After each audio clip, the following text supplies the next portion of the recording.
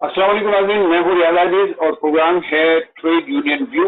और इस वक्त मेरे साथ लाइन पर मौजूद हैं मोहम्मद आरिफ साहब। आप KUJ दस्तूर ग्रुप के सदर हैं। हम इनसे पूछते हैं KUJ दस्तूर ग्रुप क्या स्ट्रगल कर रहा है साथियों के हकूक के लिए। मुख्तलिफ सहाफ़ी चैनल से भी और अखबार से निकाले जा रहे हैं। बहुत बुरे हालात हैं। गुज़िश्ता दिनों फ़हीम सिद्दीकी को फारिग कर दिया गया जियो से। उनका सबसे बड़ा कसूर ये था कि वो सहाफ़ियों के लिए आवाज़ बुलंद करते थे, उनके हकूक़ के लिए आवाज़ बुलंद करते थे। मेरे साथ मौजूद है मोहम्मद आरिफ साहब। इनसे पूछते हैं इनकी क्या राय है। अस्सलाम वालेकुम जनाब। वालेकुम अस्सलाम रियाज भाई। आरिफ साहब बताइए कि क्या स्ट्रगल आप कर रहे हैं। आपने दस्तूर का एक KUJ दस्तूर था, आपने एक नया ग्रुप उसके अंदर से बना लिया, स्टेट विद इन स्टेट आपने कायम कर लिए। तो आप बताइए कि आपकी KUJ क्या स्ट्रगल कर रही है सहाफ़ियों के हकूक़ के लिए या जो निकाले गए सहाफ़ी हैं उनकी बहाली के लिए। जी जय रियाज भाई, बहुत बहुत शुक्रिया कि आपने मुझे मौका दिया जो है अपनी बात रखने के लिए। दस्तूर ग्रुप हमें पहले हम जो है दस्तूर जो कि पुरानी दस्तूर है, जिससे कि अगर ये कहा जाए तो ये गलत ना होगा कि वो जो है जमात इस्लामी की ज़ेली तंजीम है सहाफ़ियों की। हम पहले उसका हिस्सा रहे और ये एहतजाज हम वहाँ भी करते रहे कि वो सहाफ़ियों के लिए आवाज़ नहीं उठाती और वो सिर्फ मखसूस अंदाज में अपनी जमात के लिए काम करती है, जमात इस्लामी के लिए। और उसको जो उसके जो मतलब कि तंजीम को, सहाफ़ी तंजीम को जिस तरीके से लेके चलना चाहिए वो उस तरीके से लेके नहीं चलते। सहाफ़ी तंजीम के ये दस्तूर का तो आप खुद भी KUJ दस्तूर के आप सदर रहे, तो आप अपने दौर में कितनी आवाज़ें बुलंद करते रहे अगर आप उन पर ये इल्ज़ाम लगा रहे हैं कि वो सहाफ़ियों को के लिए काम नहीं करते। जी बिल्कुल बिल्कुल, मैं 2 मरतबा सदर रहा, 2 मरतबा सेक्रेटरी रहा और हमेशा मैंने इसकी आवाज़ उठाई। और जब मैं ओहदे पे रहा बहुत ज़्यादा शिद्दत के साथ आवाज़ उठाई और इसी का ये नतीजा है कि मुझे 2020-21 में 2020 में जो है दस्तूर KUJ दस्तूर जो मैं ये जानना चाह रहा हूँ, नहीं आरिफ, मैं ये जानना चाह रहा हूँ कि आपने कौन से लाउड स्पीकर पे आवाज़ उठाई कि आप उनकी जो आवाज़ उठाते हैं वो उसको कबूल नहीं करते, कहते हैं कि वो काम नहीं करते साथियों के लिए। जी बिल्कुल,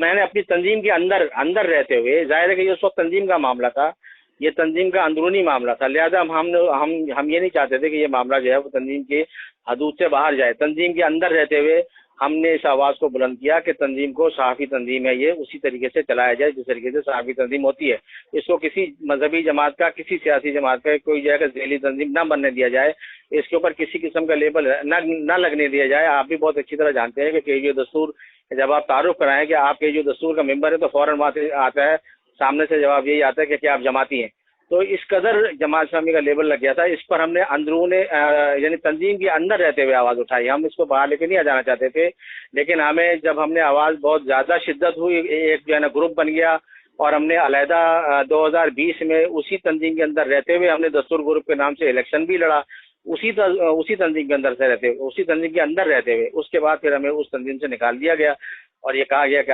आप अपनी अलहदा तंजीम बना लें। तो हमने अगस्त 2022 में KUJ दस्तूर ग्रुप 14 अगस्त 2022 को तो हमने KUJ दस्तूर ग्रुप की बुनियाद रखी थी और अल्हम्दुलिल्लाह अभी 1 साल भी नहीं हुआ, अभी हमने जून 2023 में हमने अपना इलेक्शन कराया है और हमारी इस वक्त जगह पूरी बॉडी मौजूद है। आप ये कह रहे हैं कि KUJ दस्तूर को जमात इस्लामी रन करती है या इदारा नूर हक से रन किया जाता है? जी बिल्कुल, उसकी एक मशावरत ग्रुप के नाम से पूरा एक जो है जो कि जमात इस्लामी के डाई हार्ट किस्म के या आप कह लें हलफ याफ्ता या रुकन जो होते हैं वो मशावरत के नाम से एक अलहदा एक वो जो है ना यानी कि ग्रुप होता है जिसमें 24-25 उसके अंदर लोग हैं। मशावरत ग्रुप के अंदर उसका नाजिम होता है बाकायदा, जैसे इस्लामी जमात तलबा का नाजिम होता है उसका नाजिम भी होता है। उसके इजलास अदारा नूर हक में होते हैं और उन इजलासों में कभी कभी तो अमीर जमात इस्लामी कराची जो भी हों उस वक्त वो भी जो है ना मतलब कि शिरकत करते हैं। तो इसमें ये आपको कब पता चली बात, क्योंकि आप तो 4-5 साल 6 साल बल्कि शायद मुझे याद पड़ रहा है कि आप अपनी जर्नलिज्म की इब्तिदा से ही उनके साथ थे और ये अलहदगी आपकी 2-2.5 साल पहले हुई है हमसे, तो इस दौरान आपको ये सारी बातें नहीं पता थी? जी बिल्कुल मालूम थी। मैंने तो जसारत से सहाफत का आगाज़ किया 1995 में और जसारत से सहाफत का आगाज़ किया। मैं उसका चीफ रिपोर्टर भी रहा। 2009-10 में मैं उस वक्त जो है ना KUJ दस्तूर जो भी थी उस वक्त उसका मैं जगह मेंबर बना। जनाब अफजाल मोहसिन साहब उस वक्त जगह सदर थे, उन्होंने मुझे मेंबर बनाया اور 2009-10 میں پھر میں پہلی مرتبہ صدر بنا جو ہے نا KUJ کا 2009-10 میں، پھر 2019-20 میں پھر جو ہے میں یہی آپ سے سوال کر رہا ہوں کہ آپ عہدوں پہ بھی رہے اور آپ اس کے ممبر تو بہت پرانے رہے، آپ کو یہ سارے حقائق اتنی دیر میں پتہ چلے یا اس میں ذاتی مفادات کا کوئی عمل دخل ہے؟ نہیں، بالکل معلوم تھے، اول روز سے معلوم تھے، اور ہم نے سب سے پہلے اول روز سے 1995 سے لے کے اور سن 2009 تک جو ہے ہم اس کو آواز اٹھاتے رہے، اور ہم نے سب سے پہلا الیکشن جو ہے ہم نے 1998 میں لڑا تھا، ایک علیحدہ گروپ بنا کے، جس میں ہماری میٹنگز ہوا کرتی تھی، یعنی کہ غیر جماعتی جو ہے نا گروپ کے نام سے وہ مشہور ہوا، اس کی میٹنگ افضال محسن صاحب کے گھر میں ہوتی تھی، جس میں جو ہے وہ ساجد عزیز، زبیر ابراہیم اور جناب احمد دراز اور میں اس کے اندر شامل ہوتے تھے، اور ہم نے اس وقت الیکشن 1998 میں ہم نے مطلب کہ لڑا، اور ہمیں سخت مزاحمت کا سامنا کرنا پڑا، اور مطلب ہاتھا پائی تک جو ہے مطلب نوبت آئی، تو ہم تو یہ اول روز سے یہ آواز اٹھا رہے ہیں، ایسا نہیں ہے کہ ہم کرنٹ سیناریو پہ آ جاتے ہیں۔ ریسنٹلی فہیم صدیقی کو فارغ کیا گیا ہے جناب جیو سے، اس کے لیے آپ نے کیا کیا ہے؟ کیا اسٹرگل آپ کی KUJ کی ہے، اور کتنے احتجاج کیے آپ نے، اور کہاں کہاں اس کو رجسٹر کرایا؟ اس میں جو جب فہیم صدیقی کی فراغت ہوئی تو سب سے پہلے کراچی پریس کلب نے ایک جوائنٹ ایکشن کمیٹی جگہ کو فعال کرنے کے لیے ایک میٹنگ بلائی، وہ بھی جو ہے نا فہیم صدیقی یہ وہ مطلب چاہتے تھے کہ جو ہے جوائنٹ ایکشن کمیٹی کی ایک میٹنگ بلائی جائے، اور جو ہے نا ساری تحریک جو ہے اسی سے جو ہے چلائی جائے، تو یہ میٹنگ بلائی گئی، تو میں بھی اس کے اندر شریک ہوا۔ پھر وہاں سے جو بھی احتجاج اس پلیٹ فارم سے جو بھی ہوا، جو بھی انہوں نے احتجاج کی کال دی، ہم اس کا حصہ رہے، اور فہیم صدیقی کی جو تھی کہ جہاں وہ کال کرتے رہے ہم اس کا بھی حصہ رہے۔ ہم نے صحافیوں کی طاقت دیکھیے، آپ نکال دیا فہیم صدیقی جیسے شخص کو جو نہ صرف مشہور ہے، معروف ہے پورے پاکستان میں، بلکہ اس کی ایک اسٹرگل بھی ہے صحافیوں کے لیے، ایک طویل عرصے سے وہ UJ کا حصہ ہے، تو پھر ایک عام آدمی کی کو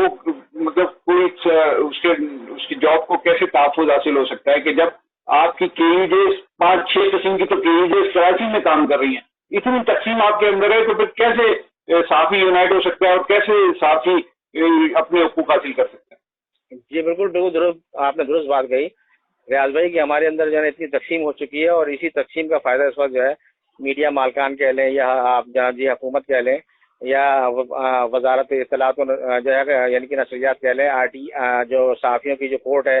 ITNE اس کو کہہ لیں، یا لیبر کورٹ کہہ لیں، سب فائدہ اٹھا رہے ہیں۔ اس کی مثالیں میرے پاس جو ہے موجود ہے۔ جب فہیم صدیقی آپ مجھے بتانے کے بجائے آپ لوگ خود بیٹھ کے یہ فیصلہ کیوں نہیں کرتے کہ گروپنگ نہیں ہونی چاہیے؟ آپ نے تو ایک اور گروپ بنا لیا۔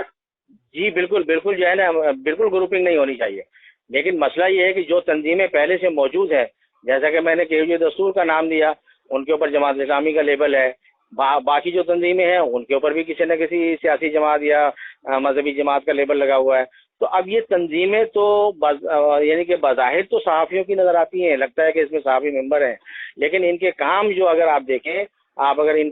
کی چیزیں مانیٹر کریں، تو یہ اپنی جن کا لیبل ان کے اوپر لگا ہوا ہے، یہ دراصل اب یہ صرف انہی کے مفاد کے لیے کام کرتی ہوئی نظر آئیں گی آپ کو، صحافیوں کے مفاد کے لیے کام کرتی ہوئی۔ آپ نے نیا گروپ بنا لیا، آپ کے کتنے ممبر ہیں؟ ابھی ہمارے 100 کے قریب ممبر ہیں، زیادہ ممبر نہیں ہے، لیکن ہم نے